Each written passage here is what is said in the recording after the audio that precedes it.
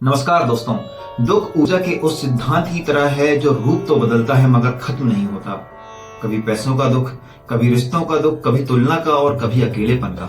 हम सोचते हैं जब ये मिल जाएगा तब खुश हो जाऊंगा, लेकिन जैसे ही वह मिलता है मन अगली चाह खड़ी कर देता है। यहीं से दुखों की कड़ी शुरू होती है और यह दुख आज से नहीं है। तो आइए जानते हैं कि ये दुख खत्म क्यों नहीं होता। हजारों साल पहले भारत के बुद्धों ने, महावीरों ने, वेदांतों ने इस दुख का कारण बताया। भगवान महावीर ने कहा इच्छा ही दुख का मूल है। भगवान महावीर कहते हैं दुख वस्तुओं से नहीं आता, वह चाह से पैदा होता है। इच्छा पूरी हुई तो नई इच्छा जन्म लेगी, ना हुई तो पीड़ा जन्म लेगी। इसलिए महावीर ने जीवन का केंद्र बताया है संयम को।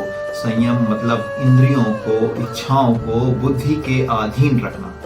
इसी तरह गौतम बुद्ध ने भी दुख का यही कारण खोजा। राजसी सुख, ऐश्वर्य, भोग सब कुछ देखने के बाद उन्होंने जाना कि मनुष्य को बांधने वाली सबसे मजबूत जंजीर उसकी तृष्णा है। बुद्ध ने कहा तृष्णा का क्षय ही दुख का क्षय है, मतलब जब तक चाह जलती रहेगी मन अशांत रहेगा। वेदांत ने इस सत्य को उसी गहराई से समझाया। आदि शंकराचार्य कहते हैं मन एव मनुष्याणाम कारणम बंध मोक्षयो। मन ही बंधन का कारण है और मन ही मुक्ति का।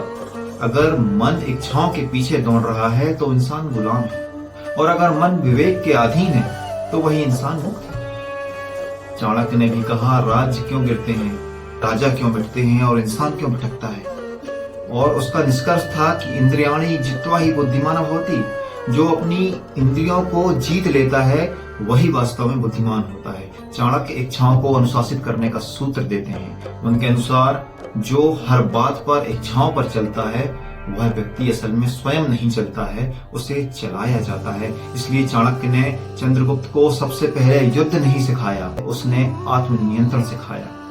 क्योंकि जो अपने मन पर शासन नहीं कर सकता वह दुनिया पर शासन करने के योग्य नहीं है। आज का जीवन भी इसी नियम पर चलता है।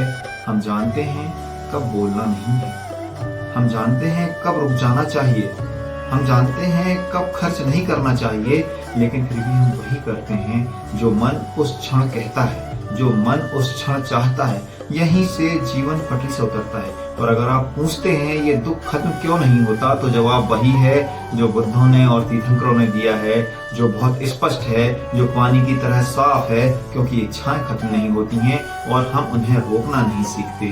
भगवान महावीर ने कहा इंद्रियों को जीतो, बुद्ध ने कहा तृष्णा को रोको, शंकराचार्य ने कहा मन को साधो। रास्ते अलग पर सत्य एक ही है। दुख बाहर से नहीं आता, वह भीतर से जन्म लेता है। और जिस दिन इंसान अपने मन पर नियंत्रण सीख लेता है उसी दिन दुख अपना कारण खो देता है। शुभकामनाओं के साथ नमस्कार।